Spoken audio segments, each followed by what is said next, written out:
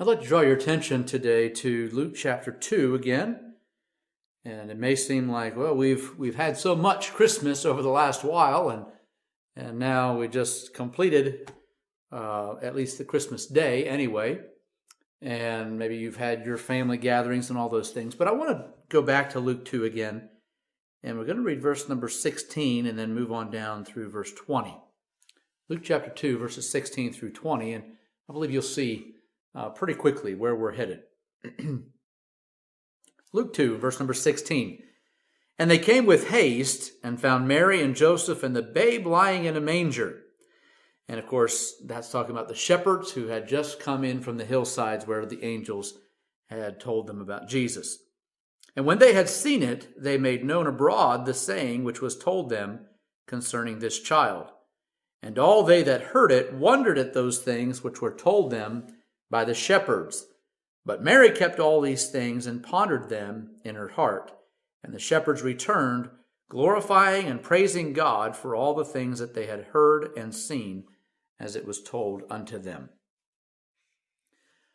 I had on my mind a little thought, and actually it seemed like I maybe ended up reading something somebody else had commented about the way we so quickly seem to move on from the Christmas season. And we've been talking about a little bit this week, I guess, and thinking about how even say the day after, or just a couple days now, we're just 2 days after Christmas Day here on Sunday, and already we're kind of thinking it's time to move on, it would seem. But I want to use the passage, or the verse there, verse number 19, and notice how Mary kept all these things and pondered them in her heart. I've even in the past, I think maybe I've shared a message with you here on what things Mary pondered, and we could focus on that. But I'd like to maybe focus on the first part of that verse and how Mary kept all these things. You might say she internalized them. She had them running through her mind. She was keeping hold of them. And so what I'd like to speak to you about today is what I've called the day after. The day after. It seems like there are some pretty key events that carry so much significance in our minds that we sometimes we hearken back to them, and then we can maybe even tell everybody where we were when such and such happened. Maybe for some it might be when Kennedy was shot. You know, where you were, some of you older ones. Where were you when Kennedy was shot? And or when you heard about it, and you probably could tell us. For a few, maybe, I'm not sure if that was quite as prominent down right in this area, but down where I was at the time, it was a huge deal because one of the astronauts in the Challenger explosion was from the area where I went to school. And so that was a huge deal. And some may say, well, I can remember where I was when we heard that had happened. Most of you, at least you adults anyway, probably would feel that way about 9/11. And so I could tell you, I believe I was shooting bow that day actually, and practicing, and my neighbor came over. You know, I could tell you my story, and you could probably tell me your story, where you were when that happened or when you heard about it. So much was going on, and there were just so many emotions involved, and we kind of think through the day and what we did and how we felt and all those things. But what happened, you know, if you could think back, what happened on the day after that? What did we do the next day? Now, obviously, when we're thinking about some of these special events, maybe we'd start thinking, well, I know some of these different things happened. I don't know if it was the next day or the next one. It was that week, I think, or, you know, on and on. That's the way we may think about it. So maybe we need to sort of get that mindset a little bit even today and think about what happens the day after Christmas. Or we might even from this passage say the day after Jesus was born. Nearly every year we celebrate Christmas in one way or another. It seems like it goes on for 2 or 3 weeks anyway. And sometimes it can be kind of that whole month of December that we're at least doing this or that or something else it's been several weeks now since we had our Christmas meal. And then when the week arrives and we're getting last minute shopping or whatever together, and then we get together, we've done the cooking necessary, and we're gathered in the right place, and then we have our celebration and we leave it. We just go on. Yes, we have enjoyed the carols. We've enjoyed the gifts, the food, the fellowship. But somehow or other, it seems that things seem different the day after.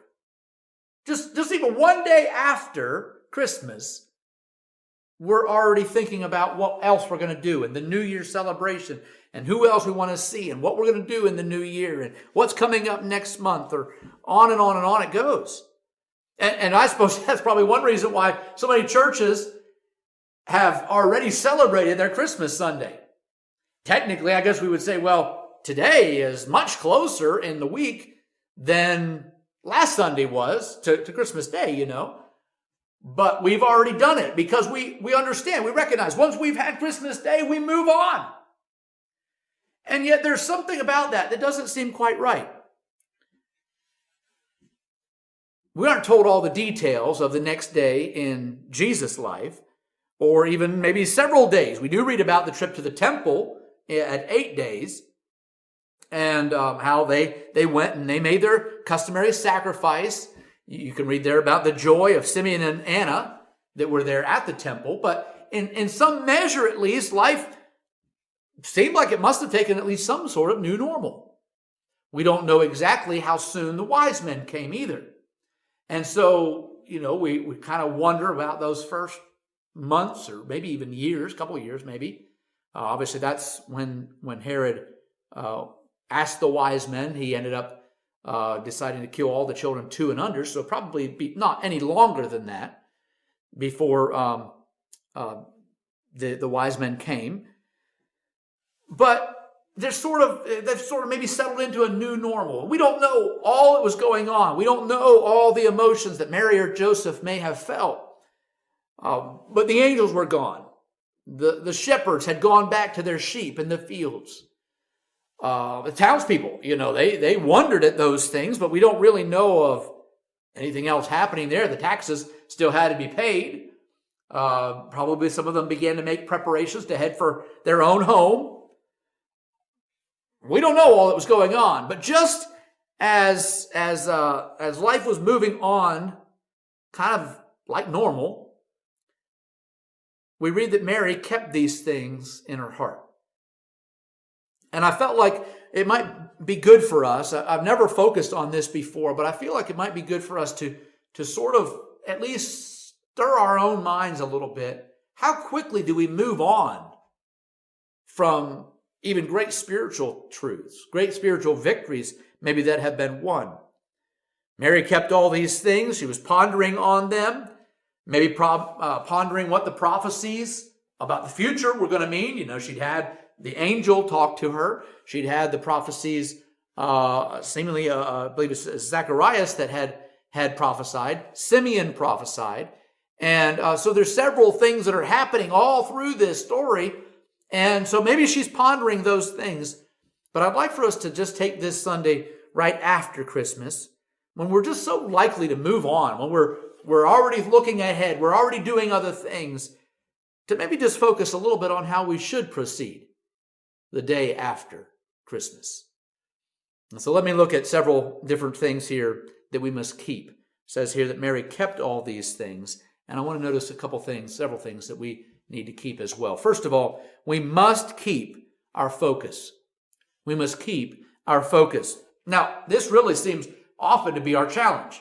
That's what we struggle with sometimes. We move from kind of one event to another, and even if we've been looking forward, at least for our family, you look forward to going off to be with family, all the fun times we'll have and all those things, and then the day arrives and we enjoy it. And it feels like it went so fast, but we get kind of ready to go home. There's no place quite like home. And we kind of, we get that mindset. It's time to move on, time to go ahead, and we'll look forward to the next time. but it's time to get back to normal now. And so maybe that's a little bit just, that's what we're used to. That's what we understand about life. But when we start to think about even Christmas, as you know, there's a lot more to Christmas than just the time of family and good food and fellowship and all those things. But if we're not careful, since Christmas comes every year, then when it does come, it's just another one. It's just, I've already, we know how this works. We're used to that. Oh, I've heard those carols many, many times. I've already heard that story before. I know how this all comes together.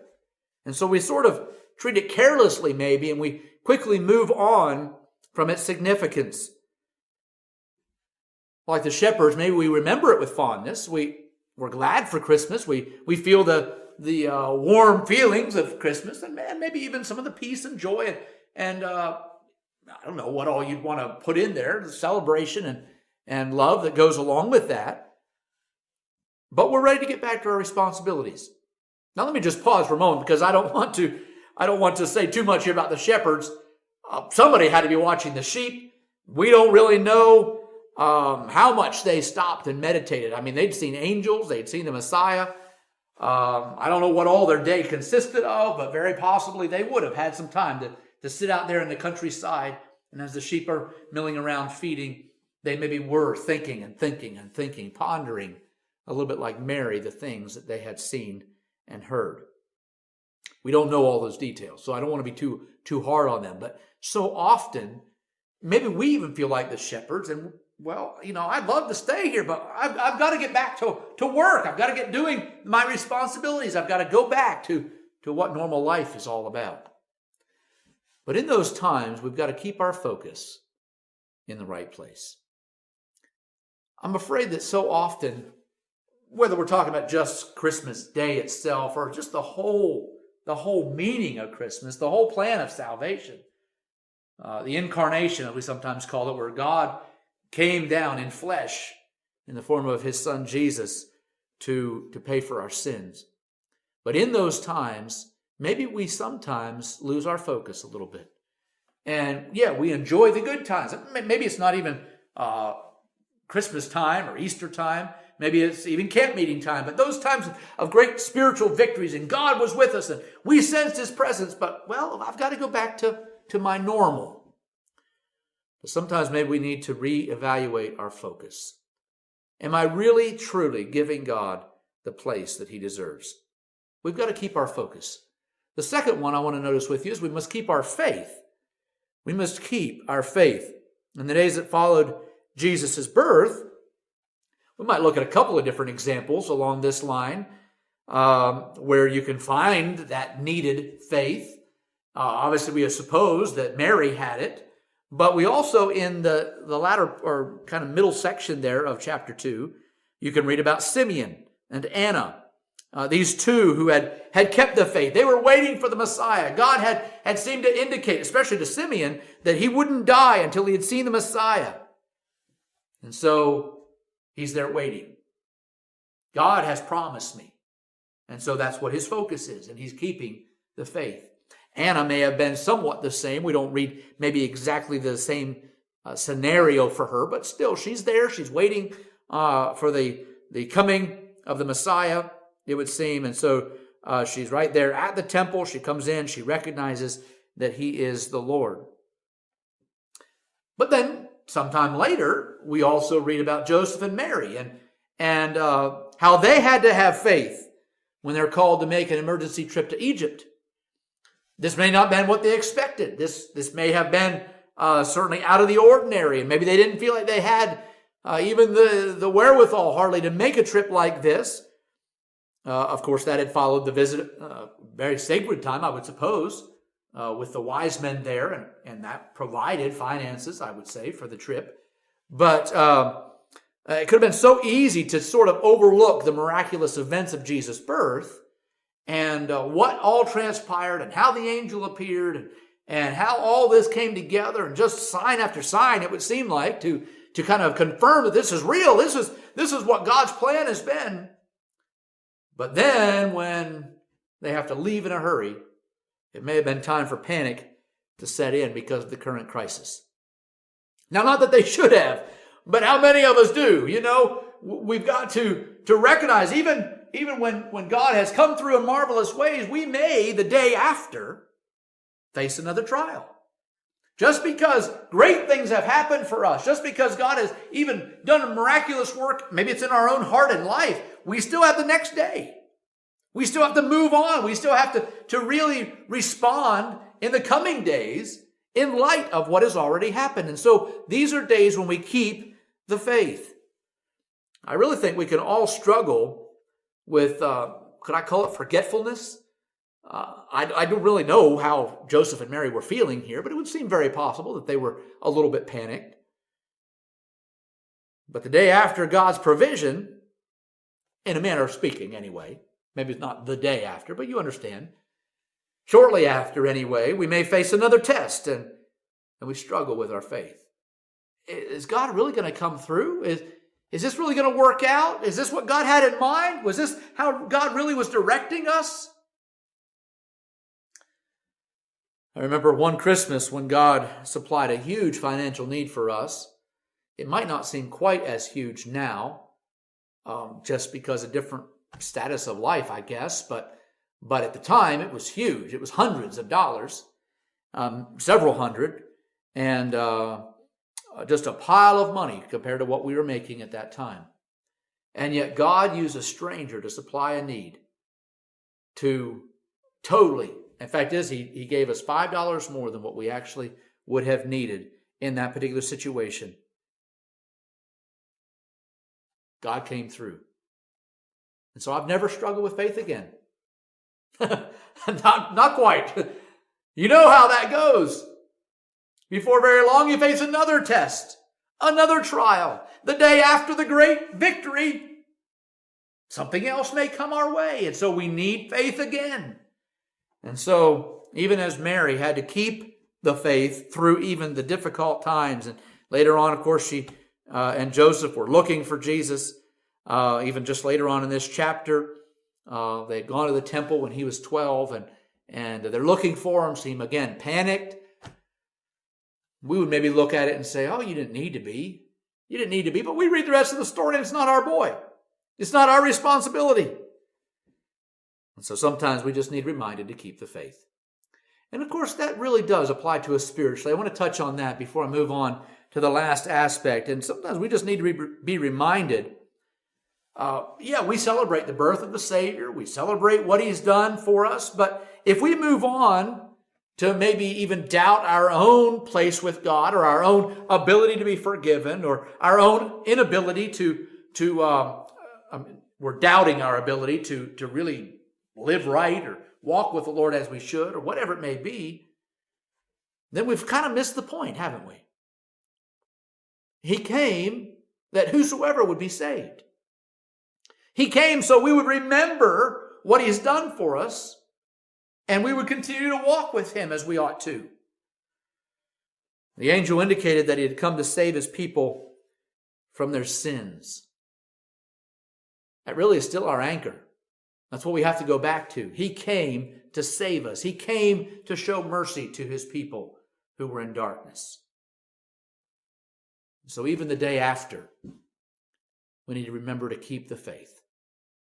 Even if we don't necessarily always feel real great. Let me touch on one more, and that is what I've called, it's maybe a little different way of referring to it, but I've called it this way, or referred to it this way. We must also keep our fervor. We must keep our fervor. Let's just quickly notice the joy that was part of this first Christmas. Remember the angels on the hillside, so they're proclaiming good tidings of great joy, which shall be to all people. The shepherds were experiencing it. They shared it with the townspeople. I believe we read at least a part of that. When they had seen it, they made known abroad the saying which was told them concerning this child. Verse 20, they returned glorifying and praising God. You can see the joy. You can find it right there in the reading. It's pretty obvious. The townspeople probably wondered about it. I don't know how much joy they experienced, especially if it was late at night. I don't know all those details, but if that was happening, maybe they were kind of boggled about this, maybe wondering. Simeon and Anna, they died with it, we might say. Actually, Simeon prayed the prayer that, now, Lord, just let me go ahead and die. That's my little paraphrase there, but that's about what he's saying. Just let me go ahead and die, and I know you've kept your promise. Anna is way up in years, probably died shortly afterward, and yet they could die with that joy, that hope, that glory of knowing that God had kept his promise. The wise men arrived with great joy. If you go back to Matthew chapter 2 and just take a look at how things developed there when they met with Herod, and then they came out from him when they heard the king, verse number 9. When they had heard the king, they departed, and lo, the star which they saw in the east went before them, till it came and stood over where the young child was. When they saw the star, they rejoiced with exceeding great joy. And so they too are arriving with great joy. And so maybe in a sense I could just say, let's not forget the day after Christmas. Let's not forget what it's all about. Let's not go on into even a dark winter of uncertainties and all the rest, forgetting what it really means to have God with us, Emmanuel. We must keep our fervor. Does any of that picture that comes through in the reading of some of these different ones, showing all the joy, does that describe you and me? Do we possess this joy for ourselves? Really, the fervor and enthusiasm ought to be what describes us. In this day of the gospel, maybe we would even say the day after Christmas, when sometimes things even may seem to be a little difficult, so often we do move on, but shouldn't we go with joy? Shouldn't we have that peace just indwelt in our heart? So often it seems like our joy sort of fades and our enthusiasm wanes, and we just kind of move on to the New Year's celebration and the uncertainties of winter ahead and the cold and blustery weather and all those things. But what about the good tidings of great joy that are really the meaning of Christmas? When the day after comes and we put all those joys and all the enthusiasm and all the fervor behind us, is that really what God intended?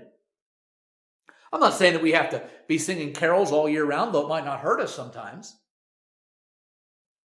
But we should be carrying with us the message, the joy, the fervency that's involved, that enthusiasm that we serve a God who's alive, a God who cared enough about us that he sent Jesus to be our Savior.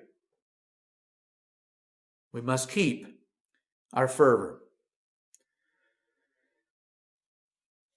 So let me just kind of bring it to a close today and ask you, what is the day after Christmas like for you? How much do you just kind of put it on the shelf? How much do you just sort of let it slide? Are you moving on again for another year? Or like Mary, are you keeping that truth and pondering it in your heart? Are you spending some time worshiping? Does your joy last? Does it motivate you to tell others? You see, sometimes we can just almost, how would you want to say, compartmentalize Christmas, and we just say, okay, we're going to wrap that all up in a box, and we'll store it away in the shed, and we'll come back to that next year. Or do we worship him throughout the year, as we ought to? And the day after Christmas is so often, for so many people at least, just kind of a time to take presents back that didn't fit or weren't the right thing or that we didn't care for. Let's follow Mary's example. Let's try to ponder the things of eternal value. Let's take some time to really internalize that and keep it.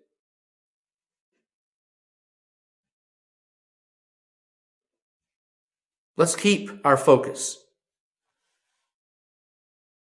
Let's keep the faith. Let's keep our fervency, our fervor, our enthusiasm.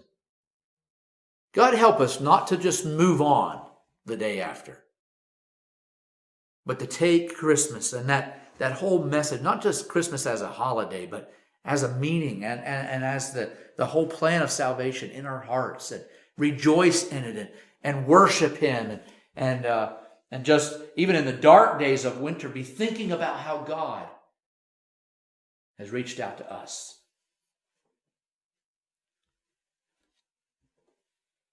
What are you doing the day after Christmas?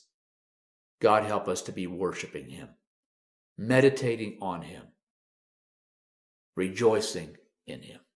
Amen.